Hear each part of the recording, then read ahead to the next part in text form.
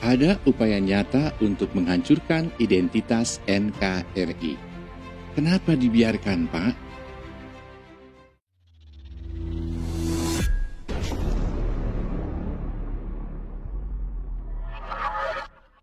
Dalam sebuah buku Architect of Deception, sang penulis kontroversial Juri Lina berpendapat bahwa ada 3 cara untuk melemahkan dan menjajah suatu negeri.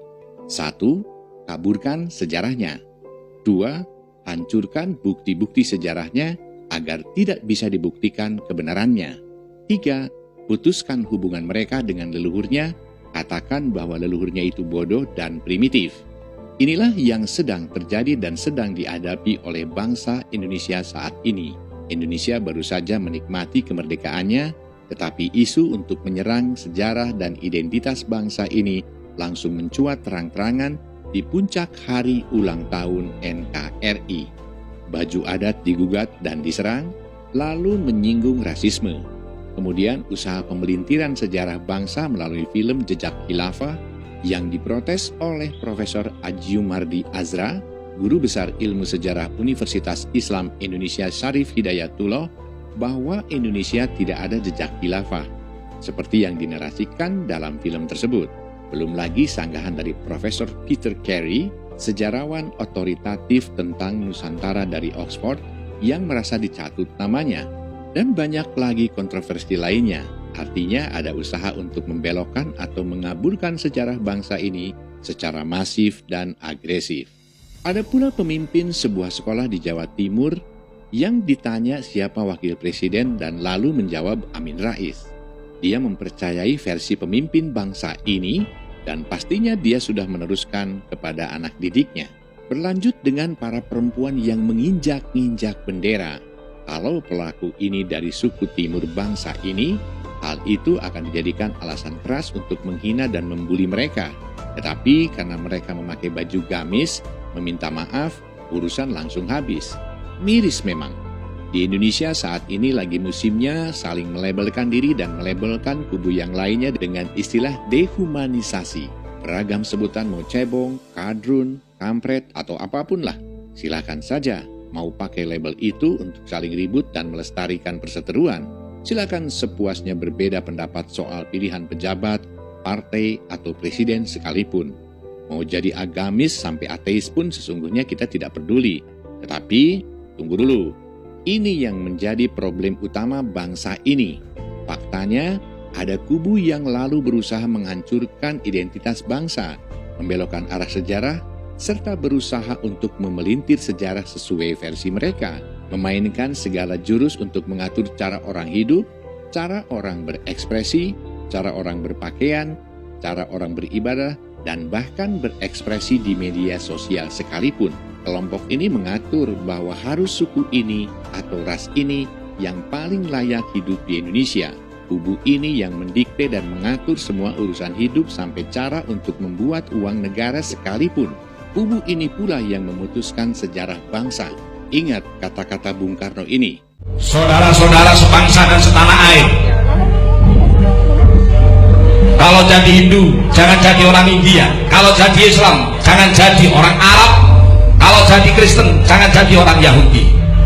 Tetaplah jadi orang Nusantara dengan adat budaya Nusantara yang kaya raya ini.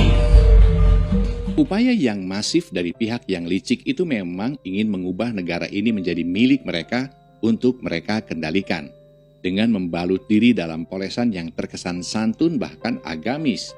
Mereka dengan cara halus sampai sadis menarik dan menyeret orang agar masuk ke dalam agenda mereka. Kelompok ini adalah sebenarnya pengkhianat, penelikung, dan penghancur identitas bangsa ini.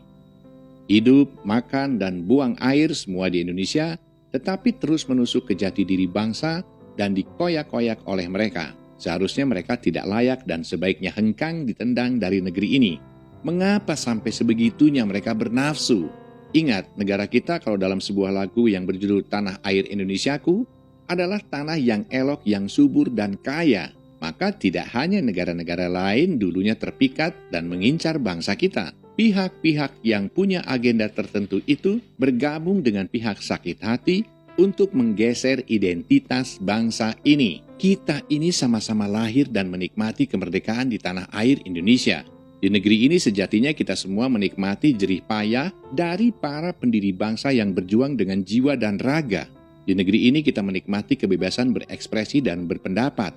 Di negeri ini banyak yang sudah kita nikmati. Kita berhutang banyak pada negeri ini. Karena itu kalau hutang saja belum lunas, malah mau dibalas dengan racun atau pengkhianatan, maka kubu itu tak layak untuk tinggal di negeri ini. Cari makan dan kenyang tapi terus menghujat negeri ini dan warisan asli negeri ini. Lantas, apakah sebagai anak bangsa, kita masih berharap kepada pemerintah? Berharap yang sebenarnya tak muluk. Berharap dengan cita-cita dari para pendiri bangsa, yaitu utamanya memiliki kepribadian alias jati diri bangsa. Saya sebagai seorang presiden juga harus punya ideologi yang jelas. Apa itu? Berdaulat, berdikari, dan berkepribadian, ujar Jokowi di suatu saat. Kepribadian dan pemikiran Pak Jokowi itu didasarkan pada ideologi yang otentik alias asli bangsa ini. Jadi ideologi Jokowi itu sebenarnya bertolak dari Pancasila dan Undang-Undang Dasar 1945 serta NKRI dan Bhinneka Tunggal Ika. Presiden dengan lantang mengatakan bahwa dalam keadaan terpaksa, bangsa kita harus melakukan reboot atau boot ulang dalam konteks ekonomi. Dengan meminjam konsep dalam dunia komputer, reboot atau boot ulang itu akan berfaedah jika virus-virus itu sudah di-delete atau dieliminasi. Kalau reboot tapi masih membiarkan virus itu bergentayangan, maka antivirus lama-lama akan jebol juga. Pemerintah dan segenap kekuatannya jangan hanya mendiamkan, mengecilkan, atau bereaksi melalui pejabatnya di medsos saja. Kekuatan ada di tangan Anda. Kedaulatan diberikan rakyat kepada Anda, wahai Presiden dan semua pejabat di Indonesia Maju. Indonesia tak akan maju dengan gerombolan atau gerbong yang menempel di NKRI ini. Gerombolan itu justru yang memperlambat dan terus merecoki sehingga impian Indonesia Maju itu benar-benar hanya menjadi sebuah impian dan rencana semata.